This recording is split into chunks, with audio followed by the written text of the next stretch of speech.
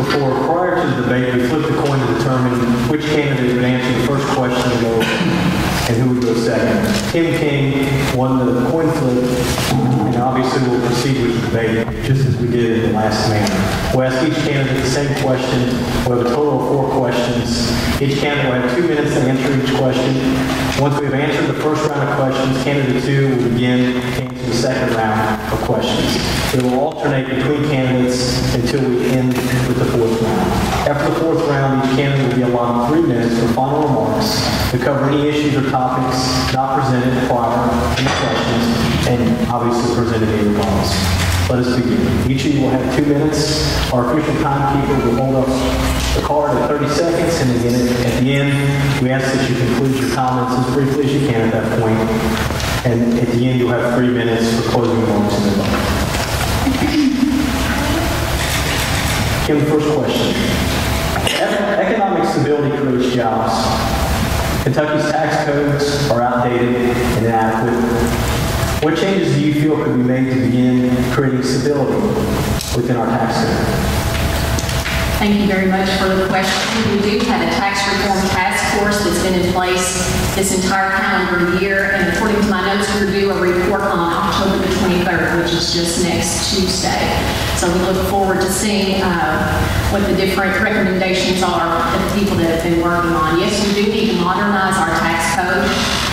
This one that we're currently operating on has been in place since the early 1950s.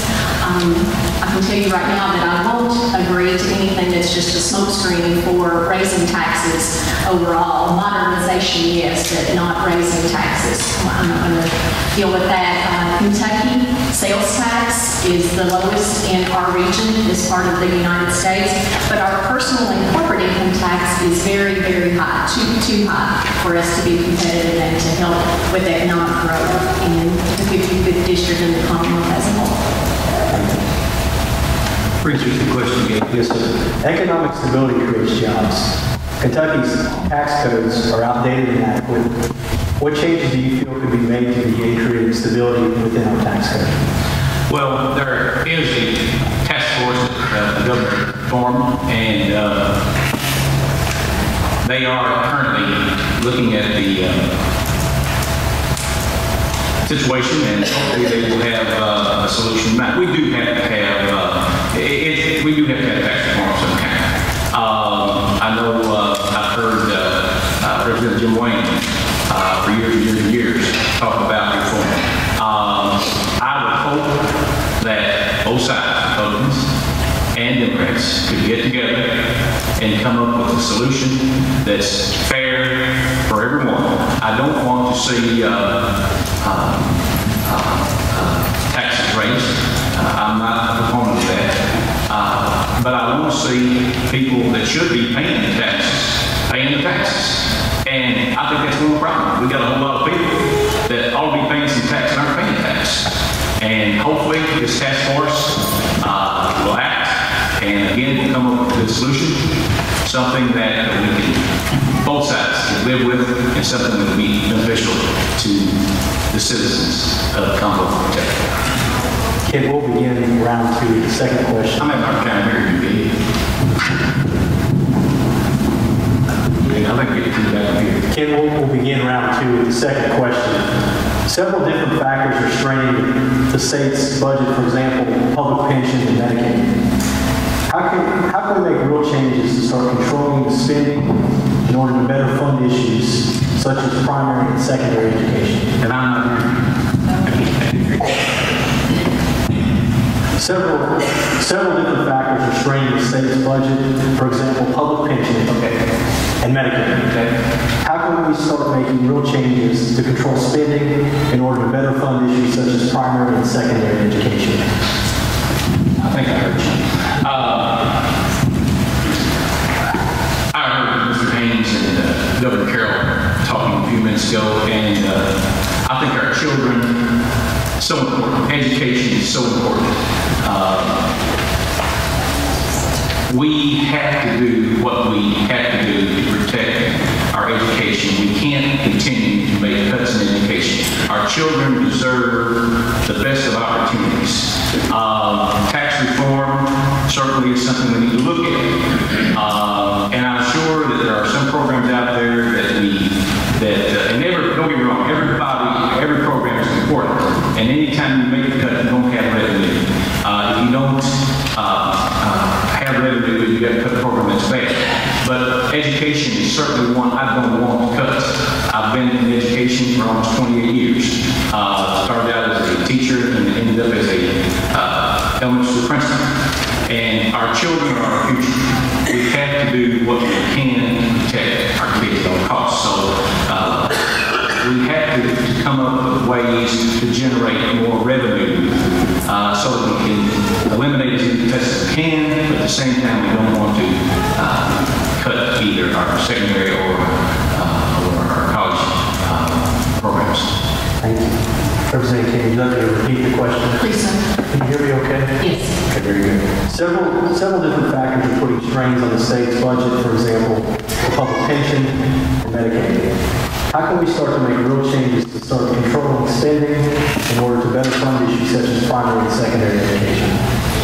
Thank you, Dave. One thing that I find very troubling, in July of this year, Governor this year, put into place by executive order healthcare exchanges, which is going to put Kentucky on the task for a responsibility of $515 million per year.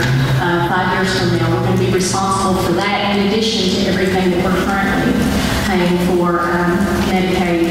It's a very, very substantial part of our overall budget in Kentucky, and this is going to put a tremendous strain on an already taxed, pardon the pun, overwrought budget here in Kentucky. It's definitely going to take money away from education, infrastructure, and ways that we're trying to help job creation here in the Commonwealth. So I'm very, very concerned about that. But in answer to your question, what can we do about it? And also related to Medicaid, 2011, in the year 2011, we had a special session for Medicaid budget shortfall. And we voted on a very transparent and accountable reform for that to approach that Medicaid budget shortfall.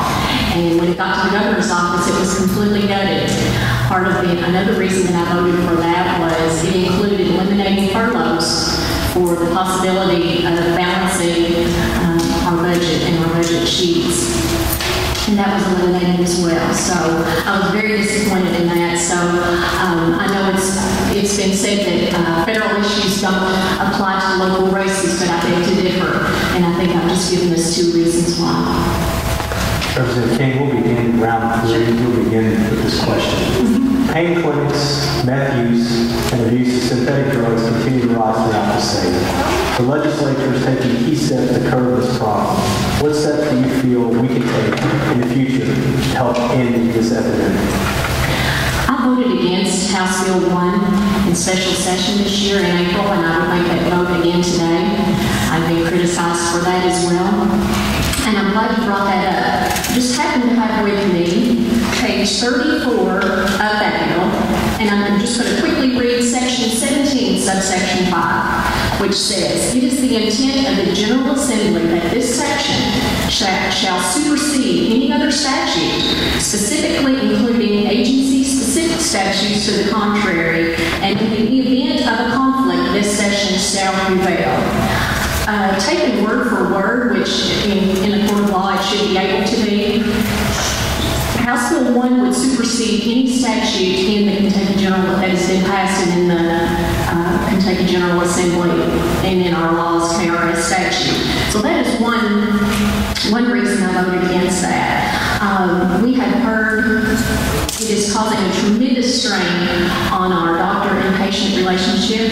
A lot of folks are being denied medications, especially pediatric patients and senior citizens in nursing homes. It's just a terrible, terrible mess. I know I'm going to have to tweet that in January in the 2013 session. And also, we received that bill 90 seconds, 120 seconds, literally, before we were asked to vote on that. So we do need to address that problem and look forward to doing so in the 2013 session. Thank you. Would you like me to repeat the question? Yes, I would. Pain clinics, meth use, and abuse of synthetic drugs continue to rise throughout the state. The legislature has taken key steps to curb this problem. What steps do you feel we can take in the future to help end this epidemic? Well, the bill that she's talking about out of the report, we got a problem, people. If you don't think we got a problem in Anderson County or Mercer County with drugs and meth, then something's wrong. We got a big time problem. Read an article in the paper, I think it's yesterday, in the Star Journal, talking about how many fuel mills have already been shut down, and how many more will be shut down. Is it a little bit of an inconvenience? Maybe, yes it is. But when my kids were young, and we had things in the house that might be harmful to them, we put them up under lock and key. If I lost the key, it might have been a little bit of an inconvenience to me. But yet still, you handle the inconvenience to take care of the problem. Now, one more thing. I take a look at all of the bills that come out. I read them. That's just me. I do it. I just heard my opponent say that she had 90 seconds to look at that bill. Well, it's public record. Go look at it. At 4:13, she voted for an amendment on that bill. And then the actual bill came up at 5:19. Something's wrong there. It doesn't add up. Also, I was a representative. You know what's coming in that day. You know. Every morning you're posted on what might come up and what might be there. Something that important. I sure would have taken a lot of time to know what was going on with that bill. I voted for the bill. I think it's a step in the right direction. And we need to clear up the drug problem in Anderson County and Mercer County. It's costing us about $60,000 to house a prisoner. No, you're crazy. $60,000 per month. That's what we're spending on our prisoners. And I'm told by the county attorney, about 85-90% of those, it's all drugs. We got to get rid of drugs. We'll move to the fourth round. And the fourth question. Ken, we'll start with you. How will you work with county government, city government, local businesses, and civic organizations to establish common goals and a consistent mission?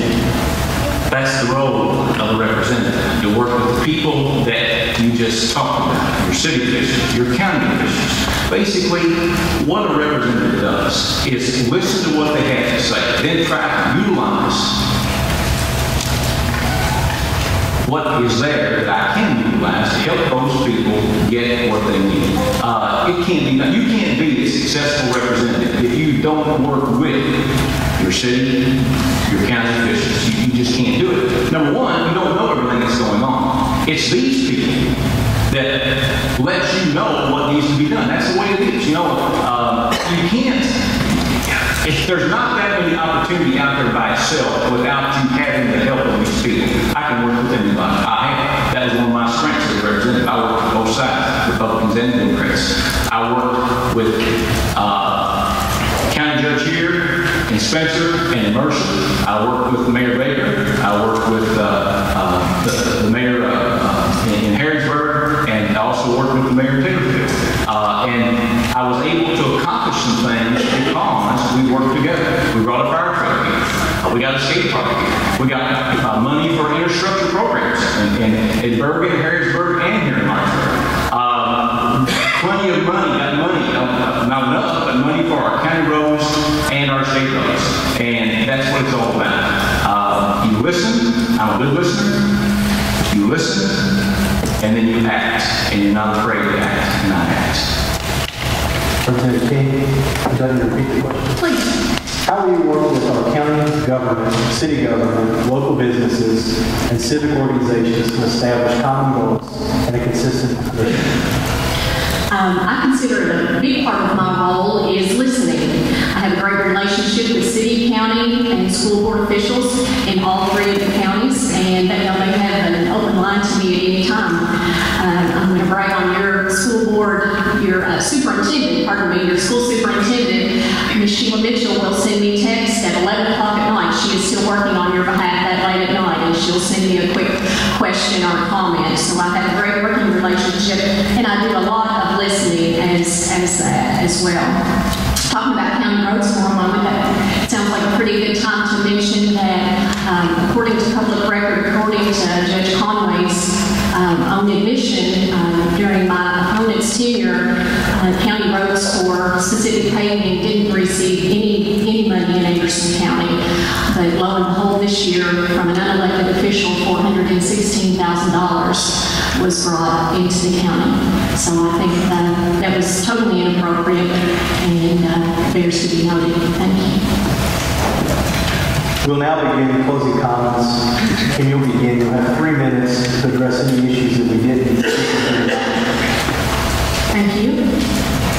Thank you, Anderson County Chamber of Commerce and the Anderson County School Board for allowing this opportunity for the community to be educated on your choice for state representative this fall. I'm State Representative Kim King. I appreciate my husband Carrie and our children and grandchildren attending tonight's debate, and my entire family's consistent support. As a bold conservative, I have ruffled the feathers of both Democrats and Republicans. I'm not intimidated by anything I've encountered in the last 2 years and wear ongoing shenanigans as a badge of honor. In my first term, I was named Vice Chair of the Tourism Development and Energy Committee. I also serve on the Agriculture and Economic Development Committees. This cycle, I've been endorsed by the Commonwealth Policy Center, the Kentucky Chamber of Commerce, the Kentucky Right to Life, the National Federation of Independent Business, and the National Rifle Association. I was also named second most fiscally responsible House member by the Kentucky Club for Growth and reliable taxpayer champion by the Kentucky Club for Growth. I have a great working relationship with the city, county, and school officials, the Lawrenceburg-Anderson County Economic Development Authority, local farmers, business owners, and the general public, young and old. I'm an active member of the Anderson County Chamber of Commerce and work closely with the American Legion and Auxiliary Post 34. On your behalf, I voted against the 2012 budget because it deauthorized the Kentucky Ag Heritage Center, which would have been a tremendous asset to the 55th District. Seed funding was woefully inadequate. According to an Anderson County School Board meeting, Anderson County alone is $450,000 short for this school year.